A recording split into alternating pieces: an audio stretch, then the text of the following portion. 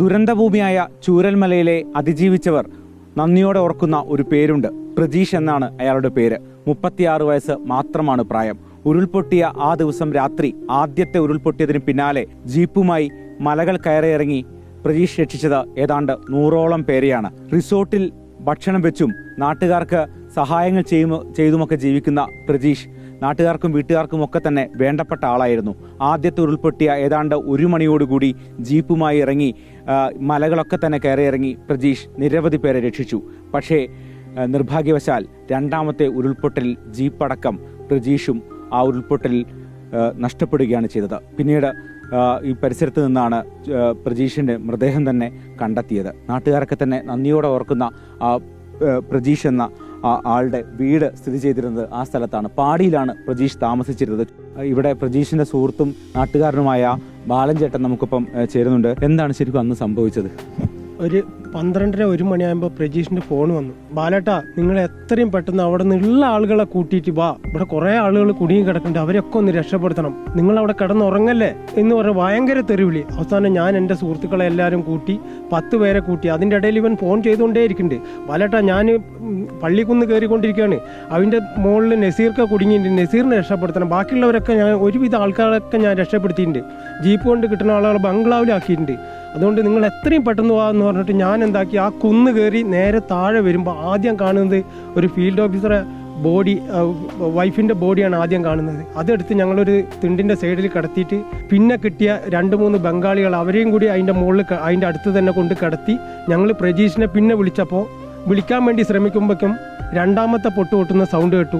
അപ്പോൾ പ്രജീഷ് പറഞ്ഞു, ഞാൻ നസീർ ഖാൻ്റെ വീടിൻ്റെ അവിടെ എത്താറായി എന്ന് മാത്രം ഒരു ഫോൺ മാത്രം എനിക്ക് കേട്ടുള്ളൂ, പിന്നെ ഒന്നും കണ്ടില്ല. പിന്നെ അവിടുന്ന് ഇപ്പോൾ കണ്ട ദൃക്സാക്ഷികൾ അതിൻ്റെ മേലുള്ളവർ പറഞ്ഞു പുഴയിലൊരു ടോർച്ചും ഫ്രണ്ടിലൊരു കയ്യും മുന്നോട്ട് പോകുന്നത് കണ്ടു എന്ന് പറഞ്ഞു. അപ്പോൾ അവൻ്റെ കയ്യിലൊരു വലിയ ടോർച്ചുണ്ട് എപ്പോഴും, ആ ടോർച്ചാണ് ഉപയോഗിച്ചാൽ. അവൻ ഈ നാടിൻ്റെ ഏറ്റവും വലിയൊരു സ്വത്താണ്. കാരണം എൻ്റെയൊക്കെ ഏറ്റവും അടുത്ത സുഹൃത്ത് മാത്രമല്ല, ഞങ്ങൾക്ക് എല്ലാവർക്കും വേണ്ടപ്പെട്ട ഒരാൾ. അവൻ അമ്മയുടെ അടുത്ത് ഞങ്ങൾ പോയിട്ട് അവൻ മരിച്ചു എന്ന് പറയുന്ന ഒരു സങ്കടം നമുക്ക് പറഞ്ഞറിയിക്കാൻ പറ്റില്ല.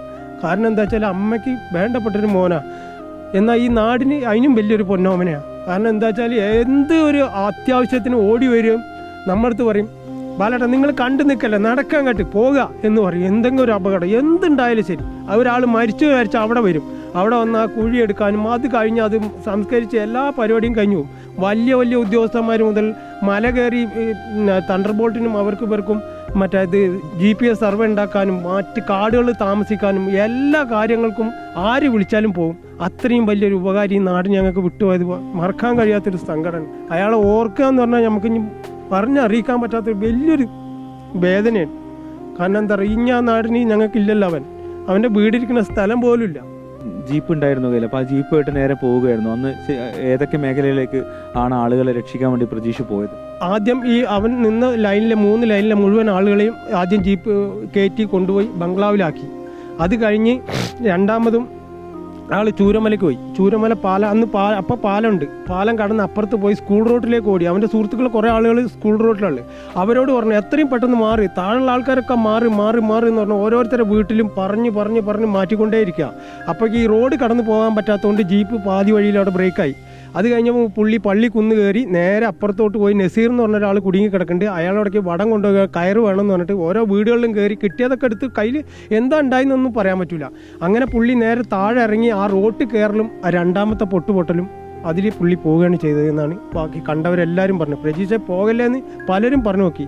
ഇല്ല, എൻ്റെ ജീവനല്ല, ഈ ബാക്കിയുള്ളവരെ രക്ഷപ്പെടുത്തണം എന്ന് പറഞ്ഞിട്ട് പോയതാണ്. ജീപ്പ് ഇതുവരെ കണ്ടുകിട്ടിയില്ല. ആളെ പിറ്റേ ദിവസം തന്നെ ബോഡി കിട്ടി. പക്ഷേ അയാൾ മരിച്ചു കിടക്കാമെന്ന് പോലും പറയില്ല. കാരണം ആ ഗൗരവത്തോടു കൂടിയുള്ള ബോഡിയാണ്, അങ്ങനെ തന്നെ മരിച്ചിട്ടുണ്ട്. നല്ല ധീരനായി തന്നെ ശരിക്കും മരിച്ച് അങ്ങനെ കിടക്കുന്നുണ്ട്. ഈ നാട്ടിലെ 100ഓളം പേരെ രക്ഷിച്ച പ്രജീഷിനെ ചൂരൽമലക്കാർ നന്ദിയോടെ എല്ലാ കാലത്തും ഓർക്കും. ആ പ്രജീഷ് ഇരുന്ന സ്ഥിരമായി ഇരിക്കുന്ന സ്ഥലമാണ്, ആ മരത്തിൻ്റെ ചുവടാണ് ഇത്. ഇവിടെ ഇരുന്നു കൊണ്ടാണ് പ്രജീഷിനെ ഈ നാട്ടുകാർ ഇപ്പോൾ ഓർക്കുന്നത്. ചൂരൽമലയിൽ നിന്നും വീഡിയോ ജേർണലിസ്റ്റ് ഹണി തങ്കപ്പനൊപ്പം reporter Arjun Mattannur, in reporter.